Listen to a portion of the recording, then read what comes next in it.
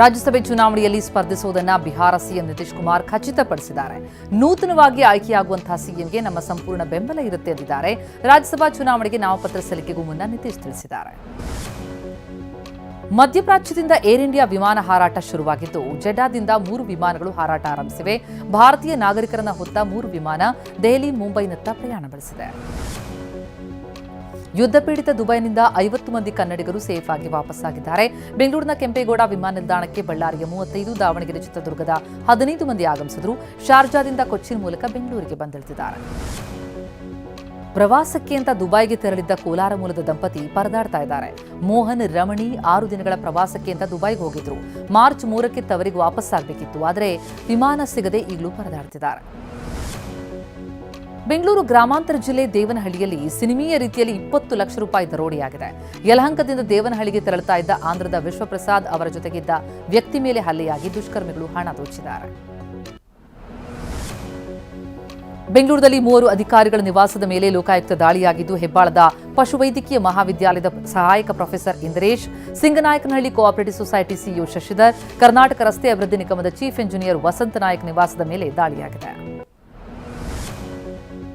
ಹಾಸನ ಪಾಲಿಕೆ ಇಂಜಿನಿಯರ್ ಸತ್ಯನಾರಾಯಣ್ ಮನೆ ಮೇಲೆ ಲೋಕಾಯುಕ್ತ ದಾಳಿ ವೇಳೆ ಹೈಡ್ರಾಮಾ ನಡೆಯಿತು. ಮನೆ ಬಾಗಿಲನ್ನೇ ತೆರೆಯದೆ ಸತ್ಯನಾರಾಯಣ್ ಅಧಿಕಾರಿಗಳಿಗೆ ಆಟ ಆಡಿಸಿದ್ರು. ಸುಮಾರು 4 ತಾಸು ಮನೆ ಬಾಗಿಲು ತೆರೆಸುವುದಕ್ಕೆ ಲೋಕಾಯುಕ್ತ ಅಧಿಕಾರಿಗಳು ಪರದಾಡಿದರು. ಬಾಗಲಕೋಟೆಯಲ್ಲಿರುವಂತಹ ಕರ್ನಾಟಕ ರಸ್ತೆ ಅಭಿವೃದ್ಧಿ ನಿಗಮದ ಚೀಫ್ ಇಂಜಿನಿಯರ್ ವಸಂತ ನಾಯಕ ಸೋದರನ ಮನೆ ಮೇಲೆ ದಾಳಿಯಾಗಿದ್ದು, ಪೋಸ್ಟಲ್ ಕಾಲನಿಯಲ್ಲಿರುವಂತಹ ಭೀಮ್ಸಿಂಗ್ ಮನೆಯಲ್ಲಿ ಲೋಕಾಯುಕ್ತ ಅಧಿಕಾರಿಗಳು ಪರಿಶೀಲನೆ ನಡೆಸ್ತಾ ಇದ್ದಾರೆ. ಶಿರಹಟ್ಟಿ ಹಿಂದುಳಿದ ಕಲ್ಯಾಣ ಇಲಾಖೆ ಅಧಿಕಾರಿ ಮರಿಗೌಡ ಸುರಕೋಡ ಕೂಡ ಲೋಕಾಯುಕ್ತ ಬಲೆಗೆ ಬಿದ್ದಿದ್ದು, ಗದಗ ನಗರದ ಕಳಸಾಪುರ ರಸ್ತೆಯ ಹೆರಕಲ್ ಲೇಔಟ್ನಲ್ಲಿರುವ ಮನೆ ಸೇರಿದಂತೆ 6 ಕಡೆ ಅಧಿಕಾರಿಗಳು ದಾಳಿ ಮಾಡಿದ್ದಾರೆ. ಮಂಡ್ಯದ ಪಿಡಬ್ಲ್ಯೂಡಿ ಎಡಬ್ಲ್ಯೂ ಸತೀಶ್ ಮನೆ ಮೇಲೂ ಲೋಕಾಯುಕ್ತ ದಾಳಿಯಾಗಿದೆ. ಬಂದೀಗೌಡ ಬಡಾವಣೆಯಲ್ಲಿರುವ ಎಡಬ್ಲ್ಯೂ ಸತೀಶ್ ಮನೆ ಸೇರಿದಂತೆ 4 ಸ್ಥಳಗಳ ಮೇಲೆ ದಾಳಿಯಾಗಿ ಪರಿಶೀಲನೆ ನಡೆಸಲಾಗ್ತಾ ಇದೆ. ಬೆಂಗಳೂರಿನ ಕುಂಬಳಗೋಡು ಠಾಣೆ ಇನ್ಸ್ಪೆಕ್ಟರ್ ಮಂಜುನಾಥ್ ಹೂಗಾರ್ ವಿರುದ್ಧ ಲಂಚದ ಆರೋಪ ಕೇಳಿಬಂದಿದೆ. ಮಂಜುನಾಥ್ ವಿರುದ್ಧ ಬೆಂಗಳೂರು ಪೊಲೀಸ್ ಆಯುಕ್ತ ಸೀಮಂತ್ ಕುಮಾರ್ ಸೆಂಗೆ, ವಕೀಲ ವರ್ಷಿತ್ ರೆಡ್ಡಿ ಎಂಬುವರು ದೂರು ಸಲ್ಲಿಸಿದ್ದಾರೆ.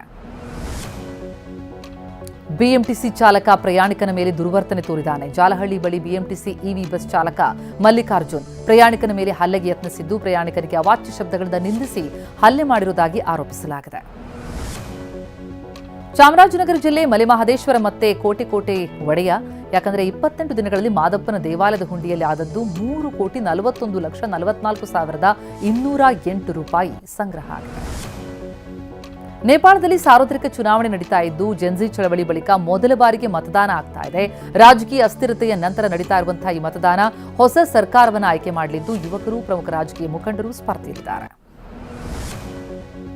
T20 ವಿಶ್ವಕಪ್ ಸೆಮಿಫೈನಲ್ ಪಂದ್ಯದಲ್ಲಿ ಇವತ್ತು ಭಾರತ, ಇಂಗ್ಲೆಂಡ್ ಸೆಣಸಾಡಲಿವೆ. ಮುಂಬೈನ ವಾಂಖೆಡೆ ಸ್ಟೇಡಿಯಂನಲ್ಲಿ ಸಂಜೆ 7 ಗಂಟೆಗೆ ರೋಚಕ ಸೆಮಿಫೈನಲ್ ಪಂದ್ಯ ಆರಂಭ ಆಗಲಿದ್ದು, ಶತಾಯಗತಾಯ ಸೆಮಿಫೈನಲ್ ಗೆದ್ದು ಫೈನಲ್ಗಿರುವುದಕ್ಕೆ ಇಂಡಿಯಾ ಹುಡುಗರು ಸಮರಾಭ್ಯಾಸ ನಡೆಸಿದ್ದಾರೆ. T20 ವಿಶ್ವಕಪ್ ಟೂರ್ನಿಯಲ್ಲಿ ಇವತ್ತಿನ ಪಂದ್ಯ ಮತ್ತೊಂದು ಮೈಲಿಗಲ್ಲು ಬರೆಯಲಿದೆ. T20 ವಿಶ್ವಕಪ್ನಲ್ಲಿ ಸತತ 3ನೇ ಬಾರಿಗೆ ಭಾರತ, ಇಂಗ್ಲೆಂಡ್ ಮುಖಾಮುಖಿಯಾಗಲಿವೆ. 2022ರಲ್ಲಿ ಇಂಗ್ಲೆಂಡ್ ಗೆಲುವು ಸಾಧಿಸಿತ್ತು. 2024ರಲ್ಲಿ ಭಾರತ ಗೆದ್ದು ಸೇಡು ತೀರಿಸಿಕೊಂಡಿತ್ತು. ಕ್ರಿಕೆಟ್ ದಂತಕತೆ ಸಚಿನ್ ತೆಂಡೂಲ್ಕರ್ ಪುತ್ರ ಅರ್ಜುನ್ ತೆಂಡೂಲ್ಕರ್ ಮದುವೆ ಇವತ್ತು ನಡೀತಾ ಇದ್ದು, ಮುಂಬೈನಲ್ಲಿ ನಡೆದಿರುವಂತಹ ವಿವಾಹ ಮಹೋತ್ಸವದಲ್ಲಿ ಅರ್ಜುನ್ ಉದ್ಯಮಿ ಪುತ್ರಿ ಸಾನಿಯಾ ಚಂದೋಕ ಕೈ ಹಿಡಿತಾ ಇದ್ದಾರೆ.